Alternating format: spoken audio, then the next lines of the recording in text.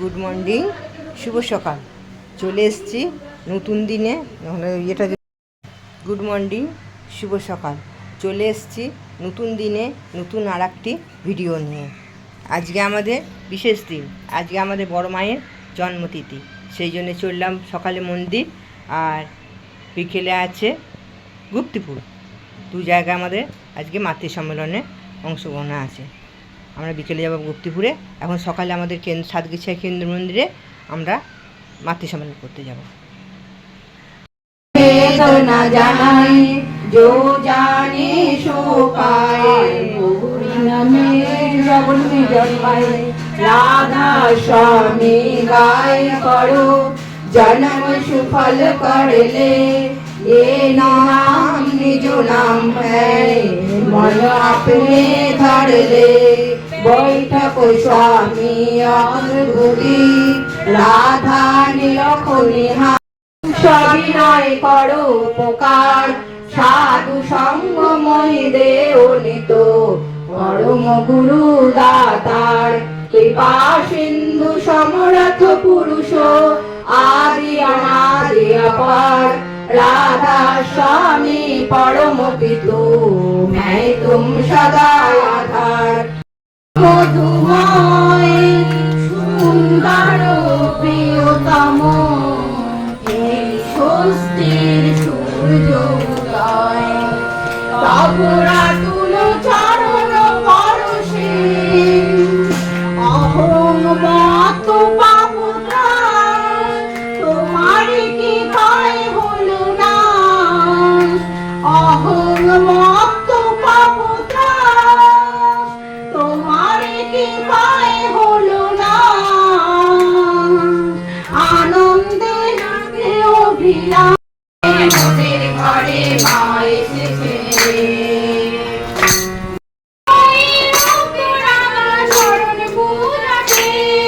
ওই মাতার হাওয়া করছি বহন কুসুম সুগন্ধে। সেই মায়ের রক্ত রাঙা চরণ পূজাতে। ওই ফল ছড়িয়ে নদীর জলে, ফল ছড়িয়ে নদীর জলে দেব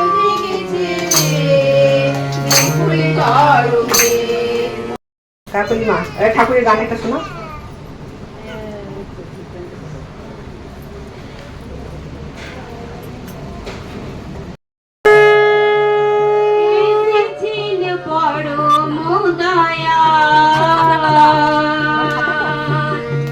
তাকে বরণ করে নাও মাগো, তাকে বরণ করে নাও।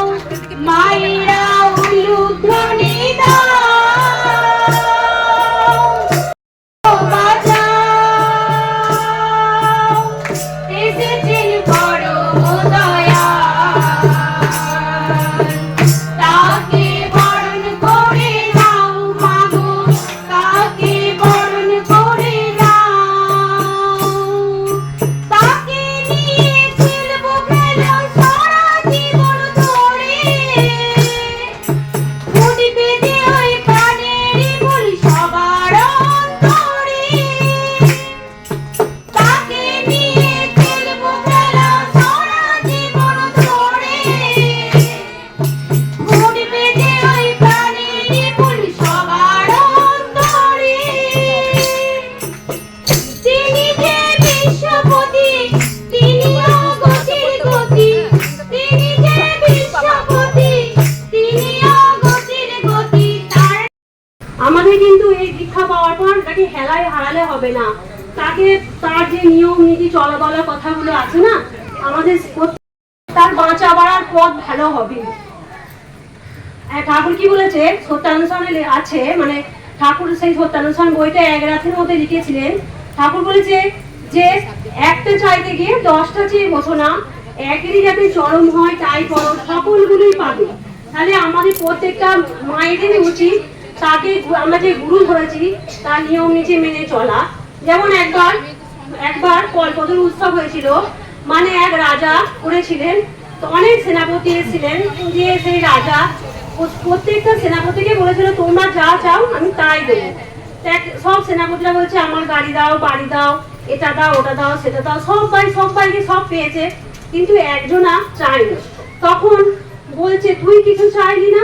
বলছে আমার কিছু দরকার নেই ঠাকুর, আপনি আমার বাড়ি গেলেই হবে, আপনি শুধু আমার বাড়ি চলুন।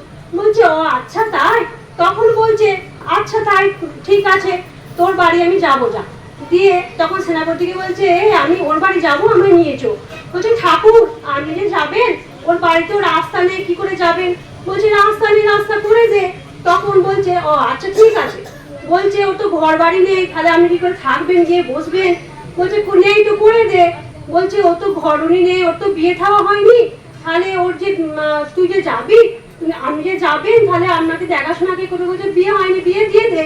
মানে এইটাই হচ্ছে মানে পাওয়া ঠাকুরের কাছে, যে আমরা যদি একটা চাই, তাকে যদি চাই, মানে আমরা সব পেয়ে যাব। এটাই মানে প্রত্যেকটা মানুষের দীক্ষা নিয়ে আমাদের কিন্তু চুপ করে বসে রইলে হবে না। দীক্ষা নিয়ে রইলাম বসে, এটা কিন্তু হবে না। দীক্ষা নিয়ম নীতি, তার যাজন ইষ্টবিধি সরস্বতী সদাচার, আমাদের যে পঞ্চনীতি আছে না, ওগুলো আমাদের প্রত্যেকটা মানুষের মেনে নিয়ে যদি চলি, তাহলে আমাদের জীবনে উন্নতি হবেই। তবে উন্নতি মানে শুধু আর্থিক উন্নতি নয়, শারীরিক, মানসিক, আধ্যাত্মিক, সাংসারিক, আর্থিক সব দিকে আমাদের উন্নতি হবে আমরা যদি তাকে নিয়ে, তার নিয়ম মেনে নিয়ে চলি। তাই আমাদের প্রত্যেকটা মানুষেরই তার নিয়ম মেনে, তাকে নিয়ে, তার পথে আমাদের চলা উচিত। জয় গুরু। এইটুকু বলে আমার শেষ করি।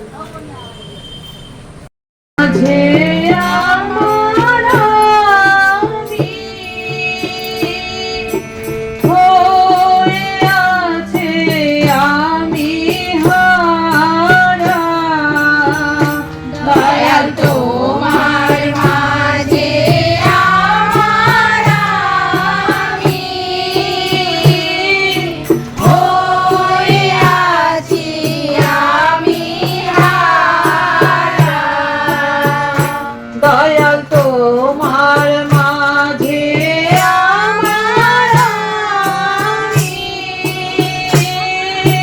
হয়ে আছে আমি হারা, দয়াল তোমার মাঝে আমার আমি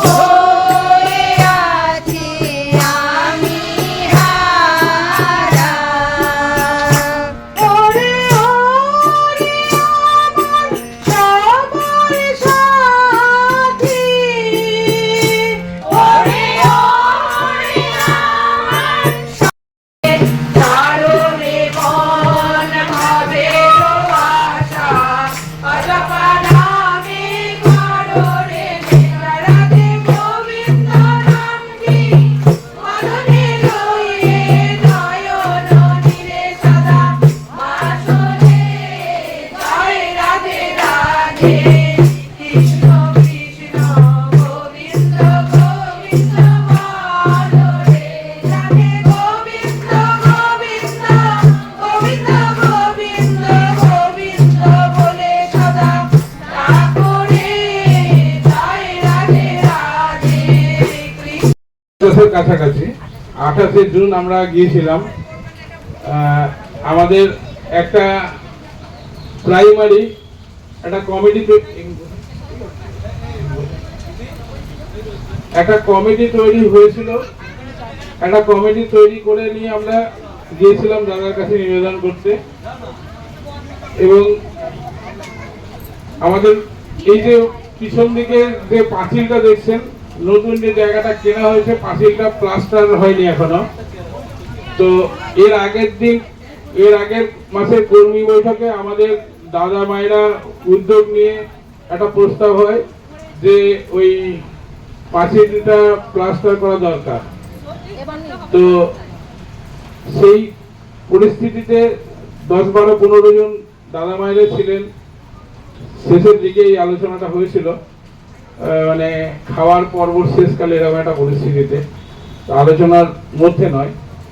তো অনেকেই যারা সেদিন এসেছিলেন অনেকেই জানেন এবং অনেকেই জানেন না। ওই প্রাচীরটার প্লাস্টারের জন্য আমাদের শ্রদ্ধেয় কার্তিক দে দাদা 1 ডাম্পার বালি দেবেন বলেছিলেন। যথারীতি উনি বালিটা পৌঁছে দিয়েছেন। মন্দিরের সামনে যে বালিটা ঢালা রয়েছে ওটাই এই প্লাস্টারের কাজের জন্য। এবং দাদারা অনেক প্রতিশ্রুতি দিয়েছিলেন সিমেন্ট দেবো বলে, তার মধ্যে কেউ সিমেন্টের অর্ঘ জমা দিয়েছেন, আবার অনেকে দেননি। যাই হোক, সবাই দেবেন। তো যেটুকু যা সংগ্রহ হয়েছে প্রতিশ্রুতি, তাতে করে তো পুরো কাজটা হবে না। এবং কাজটা করতে গেলেও আচার্যদেবের সবাই গিয়েছিলাম, প্রাচীরে আশীর্বাদ হয়ে গেছে। আচার্য আমাদের যে কমিটিটা ছিল সেই কমিটিটা একটু রদবদল করতে বলেছেন, বিশেষ কিছু গাইডলাইন দিয়েছেন যে কমিটির মধ্যে মূল কমিটিতে 3 জন ব্যক্তি থাকবেন। এই 3 জন ব্যক্তি যারা থাকবেন তাদের প্রত্যেকের পরিবারের সবাইকে সস্তা